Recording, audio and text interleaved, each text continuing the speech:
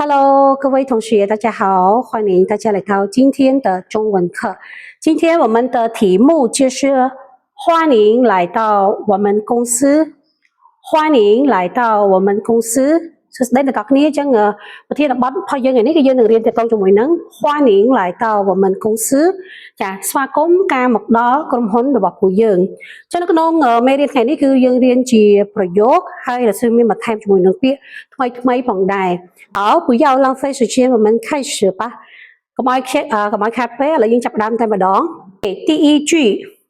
这位是我们的经理这位是我们的经理，这位是我们的经理。好，这位，这位用bọc lại thá mùi ruột nì, mùi ruột nì. Chẳng ở 这位ní cứ mùi ruột ní, 是 từ chia, 我们 của dưỡng, từ có dưỡng, tớ rồi bó, 经理 nè cột cổng. 这位是我们的经理 mỗi lúc này cứ chiaประเทศ របស់ពួកយើង 第二句 clear ទី2 欢迎来到我们公司欢迎来到我们公司欢迎来到我们公司 欢迎 nhưng bọc lại là ស្វាគមន៍ lại 到 មកដល់ 我们 ពួកយើង công sư ក្រុមហ៊ុន គេចឹងស្វាគមន៍ការមកដល់ក្រុមហ៊ុនរបស់ពួកយើង 好这是我的名片这是我的名片这是我的名片ចា这是នេះគឺជា我的របស់ខ្ញុំ 名片nhưng bọc lại thànhនេះមកបាននេះបានគឺអាណែមខាដល់ពេលយើងជួបមុខគ្នាទៅយើង ឲ្យ name card ទៅនៅក្នុងនោះមានព័ត៌មានរបស់យើងដូចជា姓名职位公司然后我们有电邮或者有飞机同号ចាចឹងអា name card ហ្នឹងគឺវាមានព័ត៌មានឈ្មោះក្រុមហ៊ុនលេខទូរស័ព្ទដៃរបស់យើងទៅណាអូខេហើយតោះឥឡូវយើងអានឡើងវិញណា这位是我们的经理这位是我们的经理欢迎来到我们公司欢迎来到我们公司这是我的名片这是我的名片非常好ចឹង同学们កន្លែងនេះគឺជាប្រភេទក្រុមហ៊ុនចា公司类អូខេ公司នឹងក្រុមហ៊ុន类នឹងគឺប្រភេទ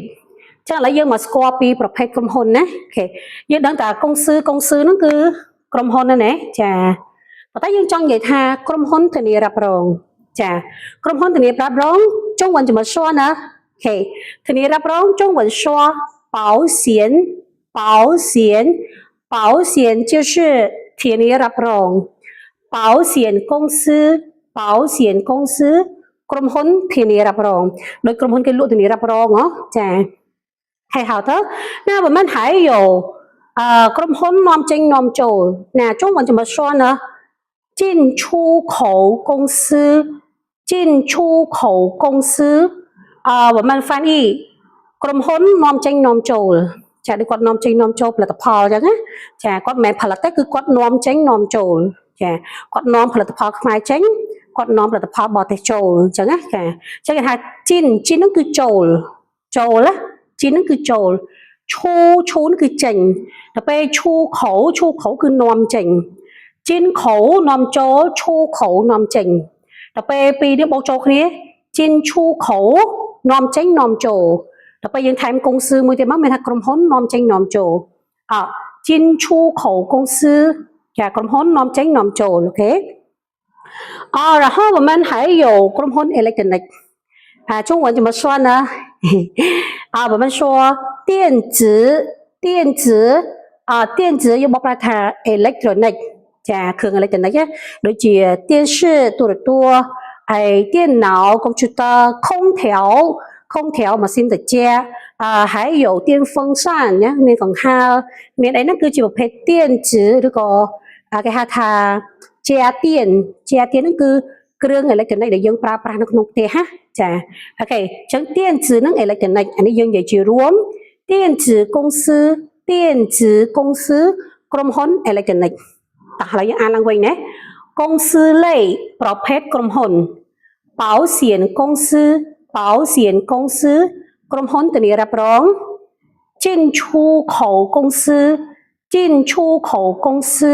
ក្រុមហ៊ុននាំចេញនាំចូល电子公司电子公司ក្រុមហ៊ុន electronic ចឹងនៅខាងក្រោមនេះ这是我的名片ចឹងនេះគឺនៅពេលដែលគេជួបគ្នាដំបូងដោយអ្នកគាត់ធ្វើការងារចឹងគាត់មាន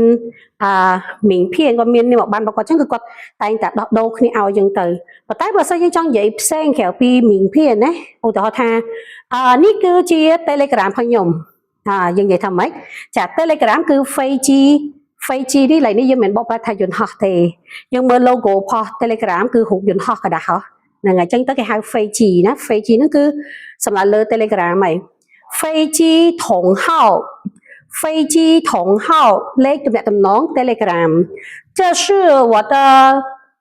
飞机同号这是我的飞机同号យើងនិយាយចាំមកនេះគឺជាលេខ Telegram របស់ខ្ញុំអូខេហៅតើ这是我的电话号码这是我的电话号码电话号码គឺលេខទូរស័ព្ទដៃលេខទូរស័ព្ទដៃដូចជាឧទាហរណ៍ថាលេខនេះលេខ policy ចឹងណាចាយើងមាន016477748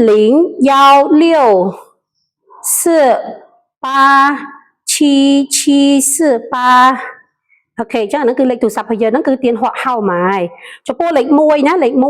1នៅពេលដែលយើងហៅលេខទូរស័ព្ទដៃគឺយើងនិយាយថាយោចាយោចឹងយើងនិយាយលេខមួយមក我的电话号码是016487748អូ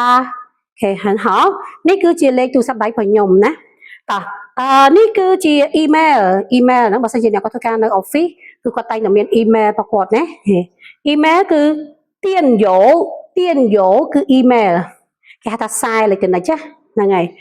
这是我的电邮这是我的电邮នេះគឺជា email របស់ខ្ញុំចាហ្នឹងយើងបោះដូរគ្នាណាដល់ពេលយើងទំនាក់ទំនងការងារអញ្ចឹងណាអូខេហើយតោះឥឡូវយើង继续ណាឧទាហរណ៍ថាយើងត្រូវជូនភ្ញៀវទៅបន្ទប់ការិយាល័យផងមេរបស់យើងអញ្ចឹងទៅយើងក៏និយាយថា请慢走មានថាសូមដើរយឺតឬក៏ពេលថាដើរតាមសម្រួលអញ្ចឹងទៅណា比如说你要送客户去经理的办公室然后你会说请慢走ចាអញ្ចឹងយើងអាចនិយាយគ្នានឹងបានណា第五句喝茶还是喝咖啡喝茶还是喝咖啡ចា喝茶ភាសាតែ还是ឬក៏喝咖啡ចាឬក៏ភាសាកាហ្វេចានេះយើងសួរភ្ញៀវណាអូខេហើយតើអញ្ចឹងទម្រង់នេះគឺ还是អូខេ还是កន្លែងនេះគឺយើងបកប្រែថាឬក៏ដែលយើងប្រើដើម្បីសួរអំពីជំរើសអញ្ចឹងសួរ A ឬក៏ B ឃើញទេអញ្ចឹង喝茶នេះគឺជំរើស A 喝咖啡នេះគឺជាជំរើស B អញ្ចឹងចម្លើយអ្នកដែលគាត់ឆ្លើយគាត់អាចរើសយក喝茶或者喝咖啡គាត់អាចឆ្លើយថាផឹកភាសាតែឬក៏ភាសាកាហ្វេអញ្ចឹងណាអញ្ចឹងអានេះគឺយើងប្រើទម្រង់还是ហ្នឹងគឺជាទម្រង់សំណួរដែលយើងប្រើសួរអំពីជំរើស今天的课文说到这里如果你们还有别的问题别忘记在我们的飞机区你们可以问老师老师马上回答你的问题然后请大家记下来从第一句到第五句然后请你练习读练习说每天都说中文看中文说中文好再见